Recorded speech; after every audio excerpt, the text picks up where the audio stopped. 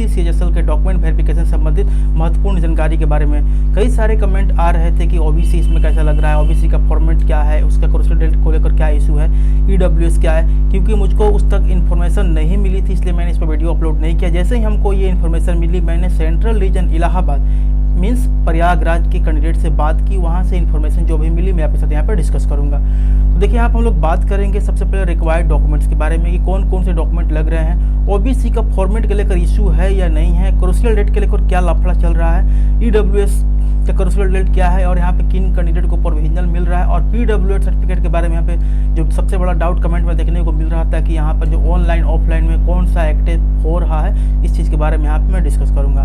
तो देखिए, मैं आपके साथ यहाँ पे बात करना चाहूँ, जो रिक्वायर्ड डॉक्यूमेंट है वो आपका जो आपका 10th का मार्कशीट आपका होना चाहिए। उसके बाद आपका जो 12th का मार्कशीट और सर्टिफिकेट।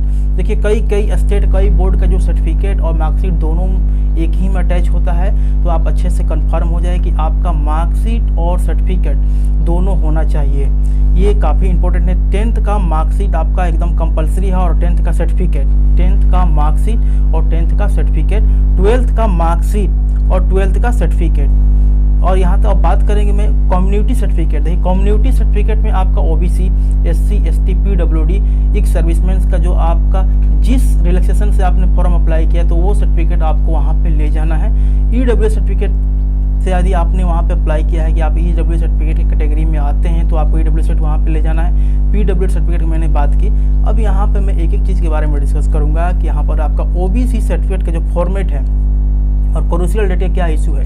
देखिए, फॉर्मेट को लेकर कोई भी यहाँ पे इशू देखने को नहीं मिल रहा है। बस आपका जो सर्टिफिकेट होगा वो सेंट्रल लेवल का होना चाहिए, चाहे वो ऑनलाइन हो ऑफलाइन हो, कोई प्रॉब्लम नहीं हो रही है। किसी भी तरीके से आपने बनवाया, आपका जो सर्टिफिकेट सिर्फ आपका सेंट्रल लेवल का होना चाहिए और वहाँ पर आपको मेंशन होना चाहिए कि आप नॉन क्रीमी लेयर के अंतर्गत आते हैं। आपके सर्टिफिकेट में नॉन क्रीमी लेयर मेंशन होनी चाहिए, इस बात पर आपको फोकस देना है।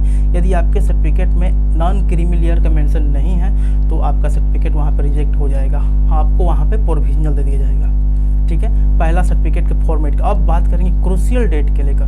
देखिए, आपका जो क्रोशियल डेट है वो 10 जनवरी है, 10 जनवरी 2020 आपका जो क्रोशियल डेट है 10 जनवरी 2020।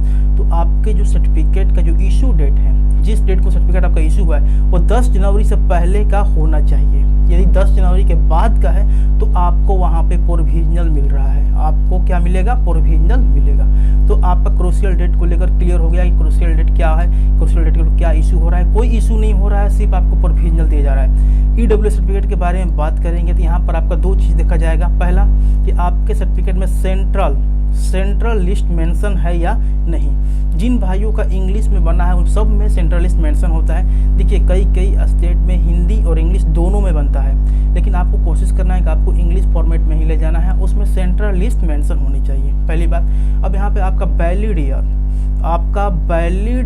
और आपका फाइनेंशियल ईयर क्या होना चाहिए। फाइनेंशियल ईयर और वैलिड ईयर दोनों। देखिए, फाइनेंशियल ईयर जो आपके नीचे लिखा रहता है सर्टिफिकेट के नीचे में, वो आपका 2018 से 19 होना चाहिए और वैलिड ईयर आपका 2019 से 2020।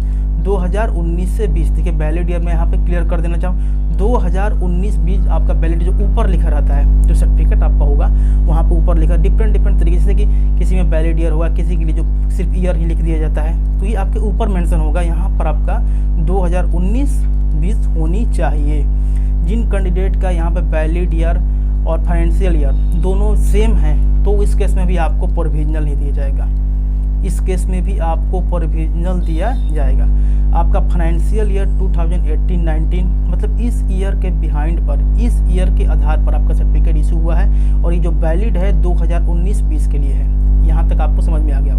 पीडब्ल्यूडी की सर्टिफिकेट की बात करना चाहूँ तो यहाँ पे ऑनलाइन और ऑफलाइन दोनों तरीके से सर्टिफिकेट वहाँ पे एक्सेप्ट हो रहे हैं, कोई भी लफड़ा यहाँ पे देखने को नहीं मिल रहा है।